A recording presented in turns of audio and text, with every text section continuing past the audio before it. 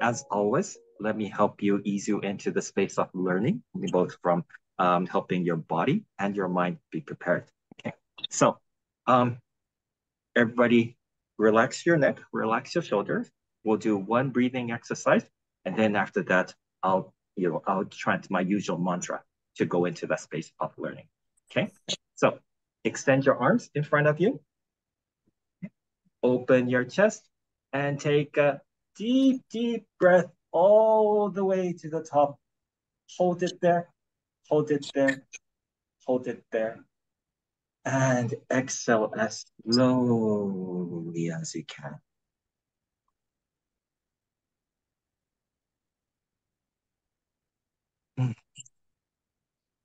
Suspend your assumptions. Suspend your judgment. Choose to be a learner. Let's get started. Okay. So today we have some heavy content. So it will be lecture and Q&A stuff. The real truth is that actually navigating uncertainty should be a 90-minute session on its own, and complexity handling another 90 minutes too. And they even have a bonus section for core management skills in the middle. This part here. Oh, where's my laser pointer? Here we go. Here, yeah. So I'm trying to do all of this in what, 53 minutes to go, and that's including Q&A and discussion. So I'll be doing a super condensed job of uploading knowledge into your brains today. So be prepared. It will be intense. Just to manage your expectations, the lecture will be about 40 minutes, and I'll be talking a little bit fast to cover everything. So before we start, one administrative announcement. This session will be recorded and shared on our website post-session. If there's anyone that doesn't consent, let me know. Okay, ready? Let's go. So today's topic is leadership skills for navigating uncertainty and handling complexity. You might later refer back to today's learning when you actually have a challenging situation in front of you. Now, when that happens, I first like you to check in with your state of emotions. If you are feeling overwhelmed with the situation, do yourself a favor and see if you can de-overwhelm yourself first. I have an article on how to do that here, and I'll later be sharing this slides with you. The reason why I say this is because when we are overwhelmed, we get brain fog. We can't see things properly. And because of that, we make simple things complicated, complicated things complex, and complex things uncontrollable. So first, check in with yourself. Okay, today we will be using the Cynefin Framework a lot. So let's do a refresher first. Who knows the Cynefin Framework? Simple, complicated, complex, chaotic. Yeah, very, very popular, right? Okay, Stefan, first time for you. Great. Let me explain it to you. Okay, so simple, complicated, complex, chaotic. The Cynefin Framework is from a Welsh word, so it's not pronounced as Cynefin, it's pronounced as Cynefin. It's a decision-making and sense-making tool created by Dave Snowden in 1999. So simple things, okay? Nowadays, it's revised as clear by Snowden. But for the sake of simplicity, I'll stick to the original wording as I like to keep things simple. But anyway, simple things are things that are easy to duplicate results. So day-to-day chores, washing dishes, some elementary tasks, assembling IKEA furniture, although, my wife will disagree, submitting your expense reports, things like that. Complicated. Complicated things may require many expert steps and time, yet they still produce predictable results over and over. A good example is a car engine. A car engine has 10 to 30,000 parts, and it takes skill and time to assemble one. Yet, a Corolla engine, from one Corolla to another, it's exactly the same, right? At least when it leaves the factory. So, even if it's difficult stuff, it's still completely replicable, okay? So long as you follow the steps. These are complex things. There's no ambiguity in that, okay? complicated things, okay? Now, complex things, okay? In complex things, you generally know what to do and how to do, and you're pretty confident that you'll get a satisfactory outcome in the end. Yet at the point where you start doing the job or the project, you don't have a full and complete detail of the what and how all along the way. And it's difficult to predict the exact details of what the final outcome is going to look like. So a typical example of a work or something of a complex nature is new product development. That's a classic example. Okay, when you are developing a new product or a new version of a product, you're pretty confident that at the end of the day you can ship out that new version, new product, by that target launch date. But what it will look like is hard to guess at this stage, because maybe you'll be, incorporating new technology into the product, and in the development process, of course, you'll be doing customer interviews. You'll be receiving a lot of customer feedback, and we'll be reflecting that onto the design. So therefore, that you will be able to finish that product, but at the beginning, you don't know what it's going to look like. Okay? There is a little bit of ambiguity here. These are what complex things are. And finally, chaos. Chaotic things are things that are uncontrollable. Okay? We don't know what's happening. We don't know what things are going to look like in the end. Simple, complicated, complex, chaotic, conniving framework. Today we're also... Question? Okay, Jason, if it's okay, I'm going to put you on mute, yeah? There we go. All right. So today we're also going to talk about systems thinking. So let me warm you up on that too. Systems thinking looks at the whole and the parts, and we can apply them to the conniving framework like this. In fact, if we project systems thinking elements, the whole and the parts, we can actually use it as a test of which state the situation belongs in the conniving framework. So simple things, you can see the whole and the parts quite easily. The IKEA shelf and all the parts and the screws, very easy, right? Okay, all right. With complicated things, right? You can see into the car engine, so you can see the whole thing. And if you want, you can also see the whole 10,000 parts, all right? So there might be lots of parts, but still you can see the whole thing and the parts, okay? These are what complicated things. And then becomes complex things. It becomes interesting. You can envision the whole new product launch mentally, so you can see the whole. However, in the beginning of the product development process, likelihoods that you have awareness of the various chunks of work that needs to be done, but not the full details of every single component of work that goes into those chunks, right? So in a way, you have low resolution, almost like a coarse pixelated image of the parts in the mental image of the whole. Okay? So this is what complex looks like. Imagine it's low resolution, but you can still see the whole as a picture. And with chaos, you can't see the whole nor the parts. It's just chaotic. Okay, all right. So just using the filters of can you see the whole and can you see the parts, this is a good way to test which state of situation you are in within the conniving framework. Now, half of today's topic is on uncertainty. And you may have noticed that it's not in the word uncertainty is not in the conniving framework. Okay? So let me put uncertainty into the whole picture of conniving. So again, chaos is a situation of unpredictability and perceived lack of patterns, and therefore the sense of disorder. Okay? Now I say perceived because the universe is a funny place where mathematics roll, and apparently there are many patterns out there beyond human cognition, or at least at our current level of intelligence. So I'm just being kind to the scientists and theorists out there to say that we have a perceived lack of patterns we can't see. Okay? This is what chaos is, right? Okay. And here comes uncertainty. Uncertainty refers to a situation of lack of or incomplete information, where you don't have enough information or knowledge to predict future outcomes with certainty. So to summarize, a chaotic situation is difficult to manage whereas an uncertain situation does not imply disorder. And if patterns or trends can be identified eventually the situation may become manageable. That's the difference. Okay? And how does this fit into the previous visual? Okay. In the beginning, all right, you're struggling to see the whole and also the parts. Yet at some point, you'll start being able to see them. That's where uncertainty fits in. So it's not a clean no. It's a not yet for both the whole and the parts. Okay.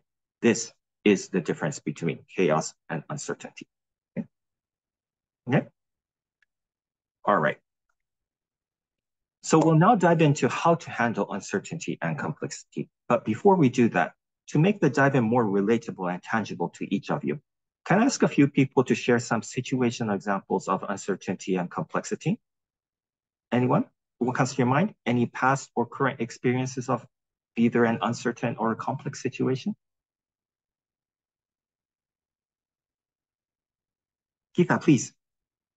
So what comes to mind is when I say the last year when I did a client engagement, or it's typically the case with any new client engagement, when I go in, I recognize this not yet phase of uncertainty, of not knowing exactly what it is. I see some things, but it might not be everything.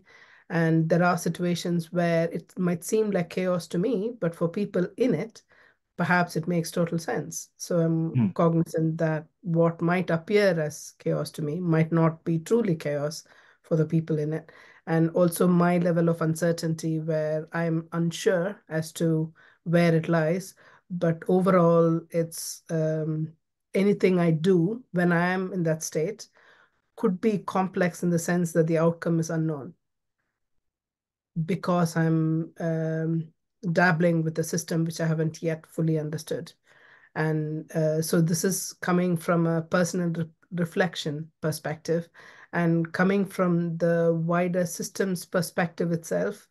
I would say that when people are working within silos, for example, and some organizations have a lot of these silos, um, they have made a choice that they do not want to see all the parts or the whole system, and they only want an allegiance and loyalty, and everything could have a part to play in it as well.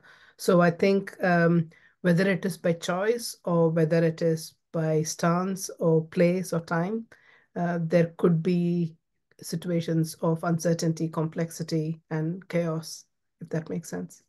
Excellent example. Thank you so much, Geeta.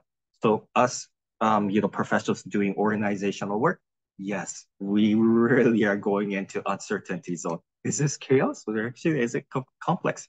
And Geeta makes an important point. It's actually through our lens. The people inside, they already have more information and they have different perspectives. So although it looks chaotic to us, there might be order.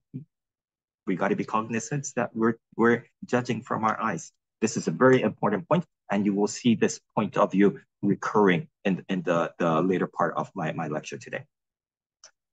One or two more examples, uncertainty and complexity.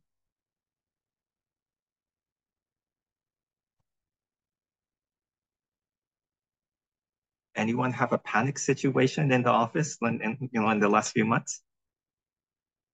Maybe, hello, Takeshi, sorry, I was a bit late. No problem. Maybe I could just share my own personal experience with the project I've been leading in my company for the last few years. I'm a finance and transformation leader for the finance division in a large international French company. And basically transforming or launching the transformation project. Finance division is made of 1,400 people located in 60 different countries, about 15 different jobs. We set a target of how we would like the finance division to look like after 3 years. And then we embarked on a massive transformation journey, which impacted people, the organization, indeed, what the roles would look like. and so on. This happened. We started this project 2 months before the pandemic started back then in 2020. So this is, for me, an example of complexity because there are so many stakeholders, so many aspects of the project. We're going to transformation. When we set the target, even the target itself was, I mean, we knew that it was a kind of moving target because we could not say on day one, well, this is the perfect organization for our company in 3 years from now. We think we know roughly the direction we should be going towards, but even this was again a moving target. So and yeah, embarking everyone and managing stakeholders' expectations and people with of course different opinions and transforming the jobs of the people. So this was for me an experience of managing something complex, a complex situation to start with, a complex process to go towards hopefully a less complex organization, but the fact is that it was a complex project. Excellent example. Excellent example. Yes, indeed, organizers with change and transformation. Yeah, we do have our playbook. We do have our committees in place, but the actual activities, wow, so many interactions. Yes. So Stefan, do put your lens on inspecting your experience from this project on the things that today I will be speaking forward. Good. Anyone have any dire example that you'd like to share? All right. So Anna, I'm very sure things are so live to you. There is going to be an example already in your mind. So go ahead again, put that experience lens on today. Okay. So moving on. Let's start navigating uncertainty. We are blind in the dark. We can use a flashlight to look around. We can walk around and shine more light into the darkness. Let me explain this analogy. Initially, in the state of uncertainty, we have little or no information. That doesn't mean that there is no information. It may be there, except that we don't know.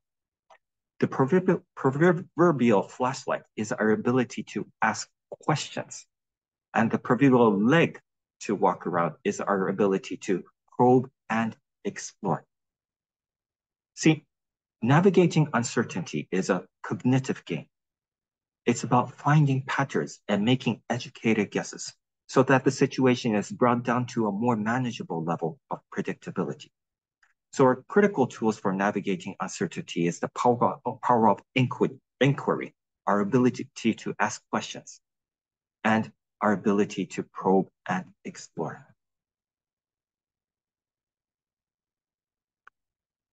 So that was the conceptual introduction. Now, I'm facing uncertainty right now, right in front of me. What do I do? Let's look at practical steps on what to do in the actual phase of uncertainty. In the actual situations, what do you do? Okay, so I'll give you a few steps. Step number 1, keep the cool. And very importantly, know all decisions are emotional. Okay. This is a very important concept, and I'll explain. Okay.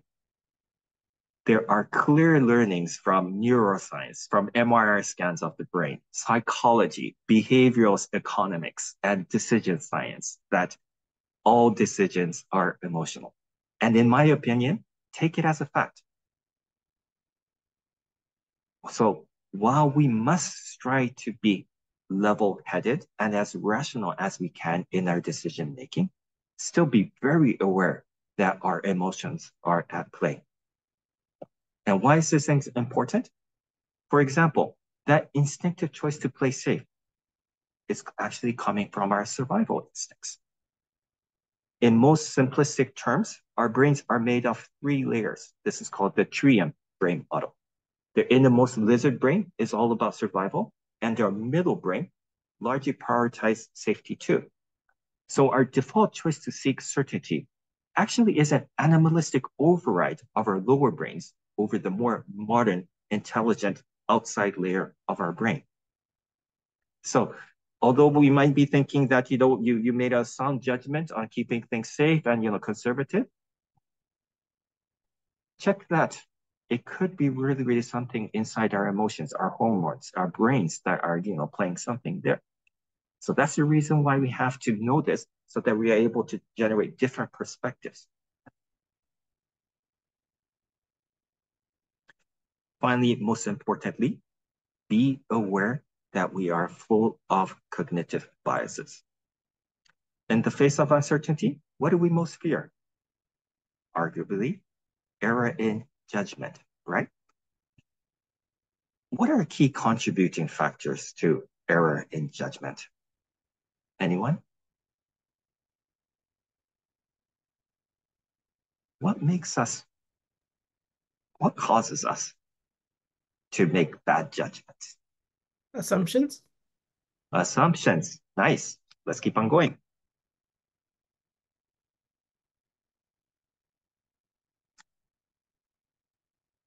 Past experiences.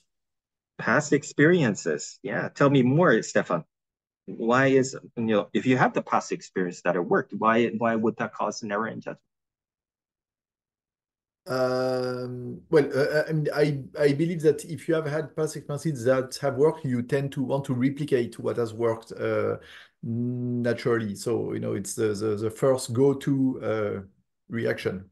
There we go. Yeah, excellent example. The situation might be different, but we keep on doing the same thing. Yeah, really good. Anything else?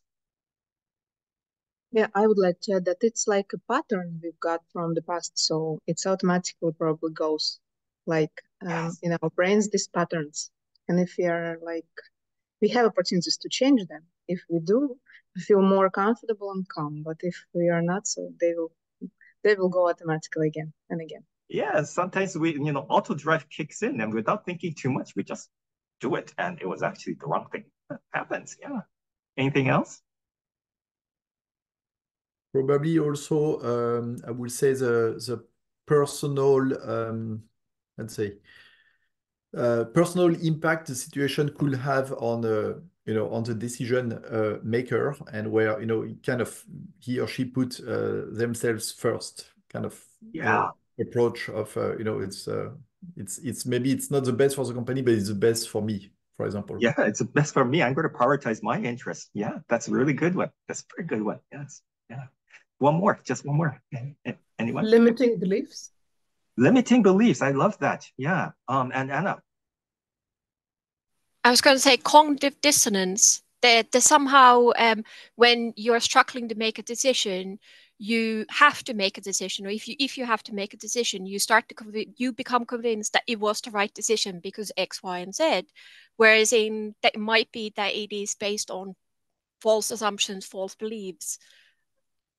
Excellent. Yes. Clear example there. Yeah. Dissonance. That's a beautiful word to, to use in this case. Good. All right. So key contributing factors to error in judgment. First, not enough information. Yeah, you didn't have enough information to make the right decision. And not good enough pattern recognition. And sometimes this can be indeed the case that, it's a pattern that you haven't seen, or it's a pattern that you erroneously assume to be same as what you have experienced. Really good. And there's also the factor of chance, which is, something beyond our control, right? You have, choice A and choice B, and you said that, okay, 50% chance, I'm going to go for B. Actually, turns out that A was better. Sometimes, these things do happen. And this is, what happens in the uncertainty zone, because you don't have complete certainty. Totally fine. But the most important thing, okay, that we should be aware of our error in judgment is indeed our own biases. You all gave many examples of that right now. As you can see, a whole laundry list of biases here. I'll let you read it through later and look them up on Wikipedia.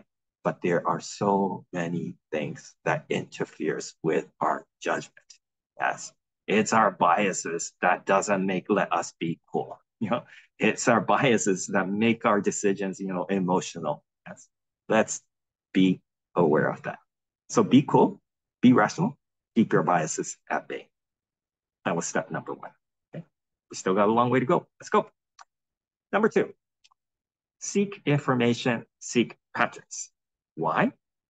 It's for informed decision making. This is a very important word today. Let me explain. Sooner or later, you're going to have to act on the situation right in front of you, right? And you will need to make a decision, a choice of an action. And you want to make a good decision.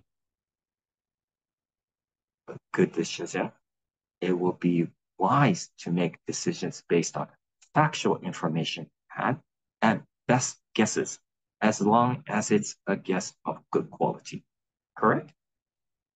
These decisions are called informed decisions.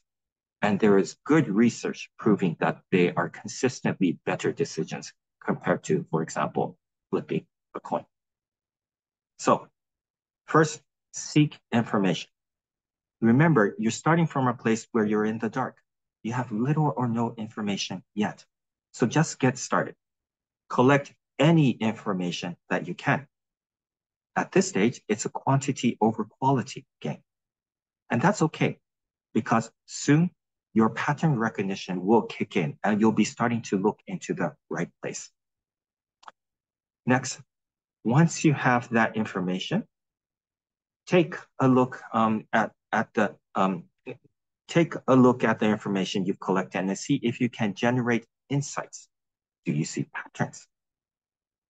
Humans are predictable. I mean, not everything, but on many things, right? Therefore, for things where people are involved, which is pretty much everything, many things we can generate pattern recognition. On certain things, we can often guess with relative high accuracy what people will do, how people will act. Okay? Let's use that pattern recognition to our advantage. Meanwhile, history repeats, and we'll be mad not to learn from our forebears. People known as visionaries, actually, they don't read the future. Okay? They actually don't have a crystal ball. It's just that they have an acute sense of pattern recognition based on learnings from our past, and then they play on probability. What does that mean? You can be a visionary too, because it's more science than magic. Okay?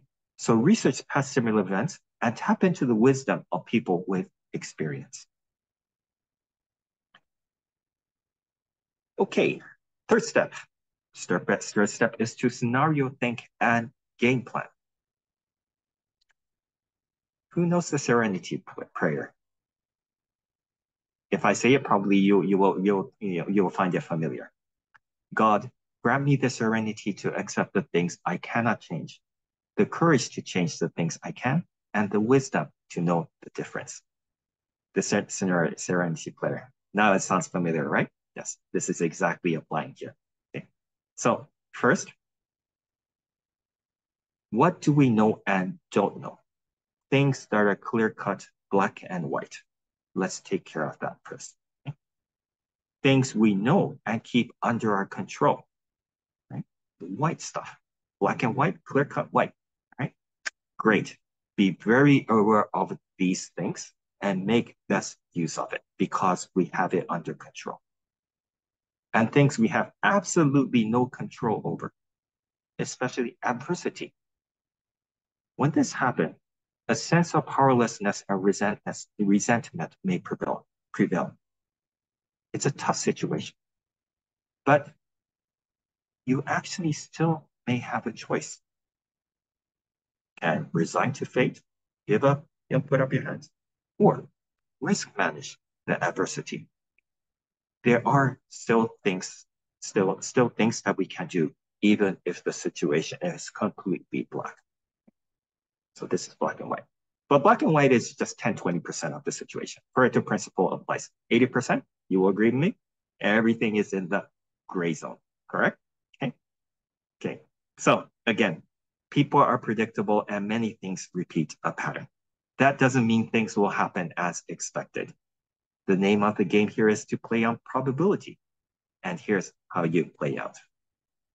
Develop the skill of scenario thinking. It's actually really simple.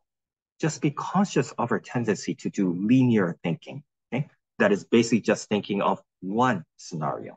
Okay? So lateral think or parallel think and think of many possible scenarios. Just imagine many possible paths of how things can unfold. Okay? And from there, make an informed decision. Which of these scenarios are more likely to happen and why? Use the information and your best guess to make a calculated bet on which scenarios you would like to play out. Finally, upfront, game plan. Okay? Once you're in the game, once you are playing the game, there will always be new information and interactions among the players that emerge. These are called emergent properties, and I'll explain more later. The original scenario before you started the game may no longer hold because of these emergent properties. And that's okay. That's expected. Okay? What's important here is that it will make a big difference if you're mentally prepared to use the multiple scenarios you already thought ahead of. Okay? The game is shifting in a certain direction. No worries. I thought about it and have a scenario in place. No panic. This preparedness will help you keep the cool all the way. 4, cover the terrain. Convert unknown territory to known. What's the significance of this? See, complexity is much more manageable than uncertainty. Therefore, in a way, you can consider one target of navigating uncertainty is to try to downgrade the state of uncertainty to complexity so that you can manage it better. So, probe and explore. Cover the terrain and convert unknown territory to known. Make those places no longer the land of unknown and instead just the land of complexity where you can flex your management muscles better. Finally, a word of wisdom, if I may share. It's always who over what and who over how. Figuring out what to do and how to do on your own. Fair enough, good, okay. But it's always easier to tap into someone that already knows how to do and what to do. So don't try to do everything by yourself. Find great people and make people's talent yours. Okay? Don't try to do everything by yourself. It's always who over what, who over how. Approach people for help. Okay, last slide for navigating uncertainty. So we covered what to do in the face of uncertainty. For what not to do in the face of uncertainty, I have only one recommendation. Don't overly seek certainty. Now, don't get me wrong. Your safety is our utmost concern. So safety first, take cover. Most likely you're in a not so fun situation when uncertainty is hitting you. It may be adversity, a situation that you were involuntarily thrown into. So take cover. Make sure you protect yourself first. However, once you're in a safe place to think, assess your options. Don't fool yourself. Wishful thinking is another form of cognitive bias. You might be safe from now, but how long would that last? Inaction may actually be a high-risk choice. As demonstrated, there are known ways to address uncertainty. It's uncomfortable and heavy cognitive load, but go ahead, tackle uncertainty head-on when you're ready and increase your chances of success. Okay, topic number 2 for today, handling complexity. Okay, first thing I gotta say this. There is no way one can learn complexity handling without learning systems thinking. In fact, complexity handling is a practice of systems thinking. It's applied systems thinking. Remember, it's linear thinking that gets us stuck. In academia, it's called event-oriented thinking. Basically, it's our simplistic view of the world where we falsely believe that everything can be explained by a cause and effect relationship. Got a problem? No problem. Just find the cause and fix it. Fix it with a wrench. This part is, broken. Just replace it. This might work for simple and maybe complicated stuff, but definitely not complex stuff. Things are hard to predict in a complex situation because of emergent properties of the many variables inside it. We need a different set of lens to be able to see what's going on in a complex situation, and that is systems thinking. A quick primer of systems thinking. Okay, what is systems thinking? There's a great 1990 book from Peter Senge. It's called Fifth Discipline. Okay? And in it, he describes systems thinking as the following. Systems thinking is a discipline for seeing wholes. It's a framework seeing interrelationships rather than things, for seeing patterns of change rather than static snapshots. Key concepts of systems thinking are having a holistic perspective, seeing interconnected components, understanding feedback loops and emergent properties, accepting that systems are dynamic in nature and nothing is static, and being conscious of boundaries within and outside the system. Now, most importantly, how is systems thinking helpful in handling complexity? See, when the situation becomes complex, non-linearity of events quickly kick in and it starts to become difficult to track what's going on. So explaining why things are happening, that itself becomes very, very complex. And that's why you can't really explain them in the traditional cause and effect sense. Systems thinking helps us see and explain that by sense-making the whole, the parts, and their interactions. Once we can see and understand what's happening from this lens of whole, parts, and the interconnectivity, we can then design and implement adaptive means of interventions. That is, the situation becomes more manageable despite the complexity. This is why systems thinking is integral to complexity handling. Make sense? Okay. Again, let's try to be less conceptual and more practical on the application. So what would a grounded approach to complexity handling look like? Let's follow the steps. Number one, sense make the situation. What's going on? Try to see the things from a whole perspective. I recommend two ways. First is what I call the map or picture approach. This is for people who find comfort in seeing the whole as one visual. Or try the movie or story approach. For those that are comfortable to get a sense of the whole from just a movie title or a book cover. Okay? And you're happy to jump to scenes or open a chapter to get whatever necessary information as you need. This is the way. Okay, next. Identify the actors and factors. Yes, Stefan, in your example, you had 1,600 people. They are all actors, right? Among them, there are going to be key people, but among them, yes, identify them, okay? And there are going to be key containers of activities, right? These are factors, right? So who's involved? What role do they play? Okay. And very important, what are the assets and activities that people are interacting over for? Okay. Or in plain words, what does it mean? What are people fighting over for? All right. Okay, so identify these things. Identify these hotspots. Identify these key people. All right. Identify these network nodes. That's very important. Okay, let's keep it snappy. Next, visualize the interactions. Who speaks to who on what? Is there power, influence, money, etc. at play in these interactions?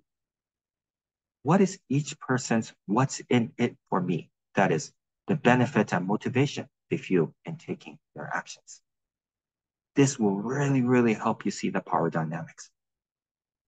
Once you have this mapped out, take a step back and look at those interactions. See the whole, and then see the parts, and then see the interactions. Why? Can you find leverage points? Are there bottlenecks that could use help? Are there key people or relationships that can benefit from influencing? Are there efficient areas that can make use of investment? What kind of investment? Of course, money, but also attention, effort, these kind of things. Find leverage points. Why is this important? It's because it helps you to hypothesize what you want to do. Okay? Are you happy with the current state of affairs? If not, what would be a better state? How might we achieve that better state? In other words, what do you want to go after? You now see the whole picture and you see all of the activities there. What are you unhappy about? What do you believe is for the better? Think about those things. Make them your targets of intervention. Once you are clear on your target, now ideate and design. From current state to target state, what can you do to instigate change?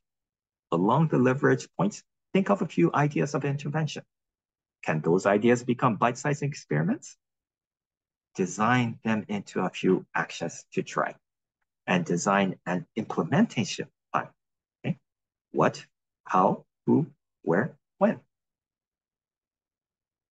And now it's time to do the intervention. Go, intervene, run those experiments and see what happens. Did it work? Did it not work? Or did it so-so work? After that experiment, arguably, okay, and probably this is arguably the most important part of this whole loop, okay, is the learning from the experiment and feedbacking it into the next step. And rinse and repeat until you get what you want. Iterate. Basically, what we're doing here is agile, design thinking, and lean startup. I think many of you are starting to notice that, right? Good. This is no coincidence. You might not have been aware, but agile and all of these things are systemic tools that were developed for handling complexity. Full circle, right? Good. Now go do more agile and design thinking and lean, this time with consciousness of how these practices embrace systems thinking. That's all for part 2, complexity handling. All right, finally, bonus content for today. Okay, in the teaser visual, you saw that in the center is this thing called management discipline. Okay, as you know, I'm a big promoter of generalist management education, as I feel that there's not enough attention given to it. Consider these as the core muscle building equivalent in gym training. It's about essential fundamental skills that every leader and manager should have and continuously develop. And what are those core management skills or disciplines, as I like to call? Humor me with my little creation. Meet the organic leader. The word organi, with the I, is so integral to my work. And it keeps on popping up in all corners of my leadership education. And I've settled to use the word organic as an extract of all of these values. Let's take a look. How I see great leadership and management is following. The organic leader sees people as people. They understand individual and team growth are organic by nature and a mechanistic treatment, like in Taylorism.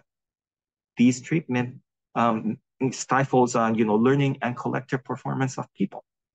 They are also patient and persistent, making them bold and resilient in times of challenges. Image plants and trees in nature. They may wither and shiver, but they stay in weather, but they stand strong and survive. So this is the organic leader. Yeah.